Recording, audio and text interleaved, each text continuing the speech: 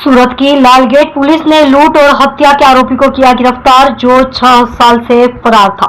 सूरत के लालगेट थाना क्षेत्र में 6 साल पहले एक महिला की हत्या कर दी गई थी। 7/2/2019 को एक महिला की लूट के बाद हत्या कर दी गई। 2019 में 2 हत्यारे पकड़े गए। मुख्य हत्या का आरोपी नसीब रफीक सिद्दीकी फरार हो गया। तीनों लोगों ने महिला की हत्या कर दी, उसकी चांदी की पायल और 2500 रुपए लूट ले और वाराणसी भाग गए। तीनों व्यक्तियों ने डकैती की योजना उस समय बनाई जब महिला अपने पति के साथ अकेली रहती थी।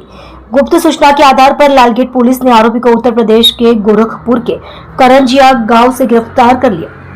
नसीब रफीक सिद्दीकी 2019 से फरार था। फिलहाल लालगेट पुलिस ने आरोपी को गिरफ्तार कर लिया है और कानूनी कार्यवाही कर रही है। સુરત શહેરમાં લાલગેટ પોલીસ સ્ટેશન વિસ્તારમાં તારીખ 7/2/2019ના રોજ એક મર્ડરનો ગુનો દાખલ થયેલો હતો, જેમાં એક મહિલાની જોડે લૂંટ કરીને તેનું મર્ડર કરવામાં આવેલું હતું। આ ગુનો જે તે વખતે ડિટેક્ટ થયેલો હતો, જેની અંદર 2 આરોપીઓ મોહમ્મદ અહેમદ ઉર્ફે બિસ્મિલ્લા ઉર્ફે બીસુ આલમ ખાન, જે યુપીનો રહેવાસી હતો, અને બીજો એક આરોપી છે ગુલે સત્તાર ઉર્ફે સાહિલ અશરફ અલી અંસારી, જે મૂળ મહારાષ્ટ્રનો રહેવાસી હતો। આ બંને આરોપીની ધરપકડ કરવામાં આવેલી હતી અને એ લોકોના ઇન્ટ્રોગેશનમાં એ વસ્તુ મતલબ ધ્યાનમાં આવેલી હતી કે નફીસ રફીક સિદ્દીકી નામનો જે ઇસમ છે, જે મૂળ આ ગુનાનો મેઇન આરોપી હતો, જેના દ્વારા એ મહિલાનું મૃત્યુ નિપજાવવામાં આવેલું હતું।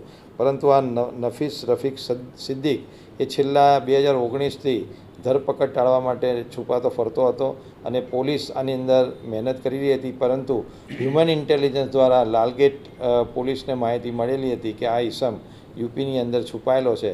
તો પોલીસની ટીમ સતત તેના વોચમાં રહી અને ગોરખપુર કરંજાવા ગામ ખાતેથી આ જે આરોપી છે નસીબ રફીક સિદ્દીકી, એને અત્યારે અટક કરેલી છે અને યુપીથી એને અટક કરી અત્યારે કાયદેસરની કાર્યવાહી હાથ ધરવામાં આવેલી છે અને અટક કરીને આગળના એના રિમાન્ડ અને જે કંઈ વિધિ છે એ પોલીસ દ્વારા કરવામાં આવશે।